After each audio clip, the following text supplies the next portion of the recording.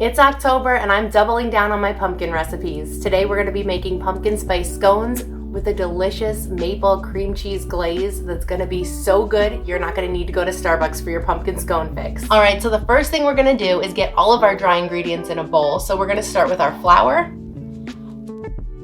2.5 cups of flour.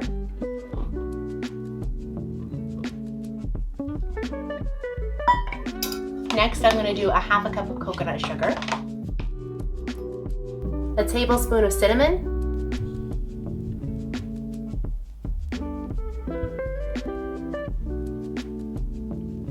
a teaspoon of ginger, and about 1/2 teaspoon of nutmeg and cloves.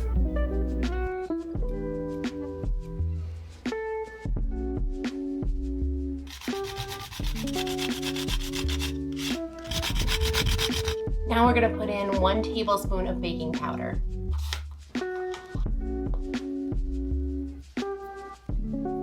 And a 1/2 teaspoon of salt. Now we're just going to stir this up.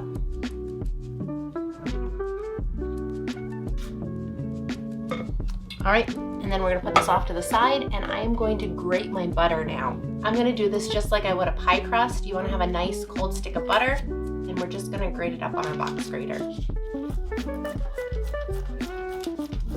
And you could also do this in your food processor if you like. Now I'm going to grab a fork, and I'm just going to use that to mix my butter in with my dry ingredients. I don't want to overmix it, I just want to get it incorporated and have it kind of get crumbly. You could also do this with a pastry cutter if you have one.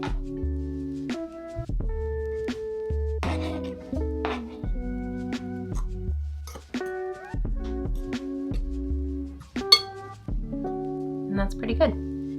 All right, now we're gonna mix in our wet ingredients. For the wet ingredients, I have 3/4 of a cup of pumpkin puree,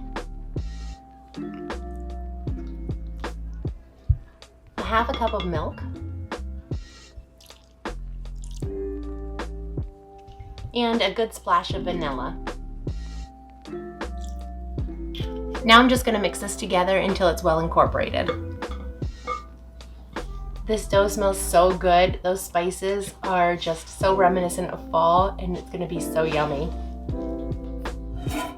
Alright, now we're going to knead it just a little bit and roll it out. I'm going to flour my board.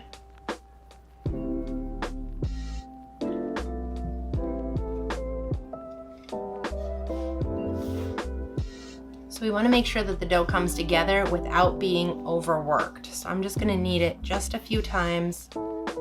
Make sure that it's all mixed up well, and then that's it.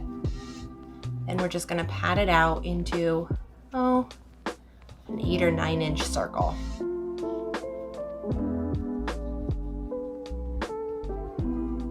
All right, now we're going to cut this in half. And then we're going to go in half again. And then I'm going to cut each of those quarters into thirds.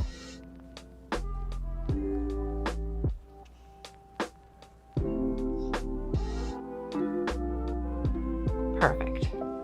It's kind of like making biscuits. You want to be able to have like little pieces of butter in here still. You want your scones to be nice and light and flaky. So make sure you didn't overwork it. But other than that, it's super easy, and we're just gonna move it right over here onto my cast iron pan. If you don't have a cast iron pan, just bake it on any baking sheet. That's perfectly fine.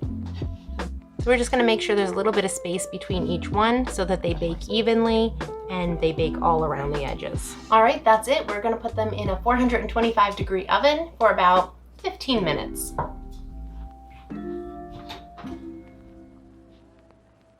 Now we're going to make the cream cheese glaze for our scones. I'm going to start with a 1/4 cup of cream cheese, and this really doesn't have to be that exacting. It's just a glaze, so if you don't have all the right amounts of ingredients, you can still make it work. I'm going to do a 1/4 cup of light cream,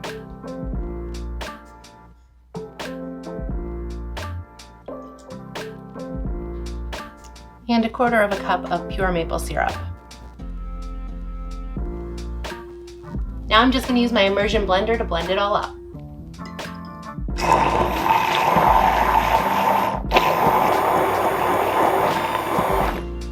just gonna give it a try and see how it is. If you like it a little bit sweeter, you could always do less heavy cream and more maple syrup.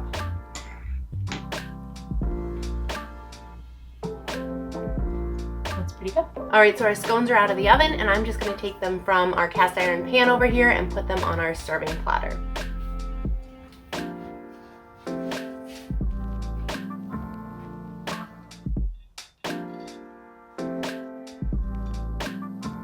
Now, I like to glaze them generously, but you do what you want. I think they're better that way.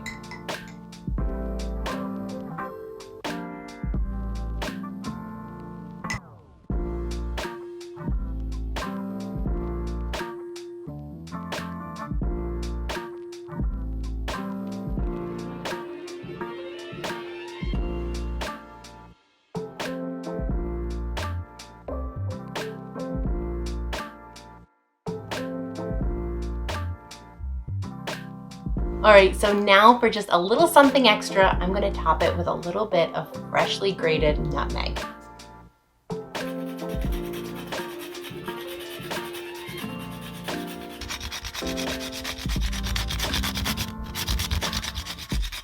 These pumpkin scones smell delicious, and I cannot wait to give them a try. I'm not gonna bother with getting out a plate. We're just gonna eat it right off of here. That's a huge bite. I think I'm gonna reconsider that. Let's go for a littler, more dainty bite.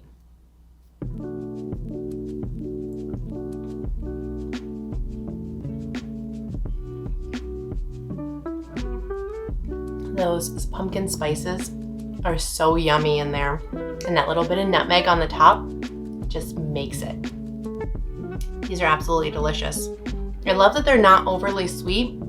And it's a nice refined sugar-free treat that you don't have to feel too guilty about indulging in. Much better for you than the Starbucks version. And a really nice treat to have with some coffee on a nice, crisp autumn afternoon. I'm loving them.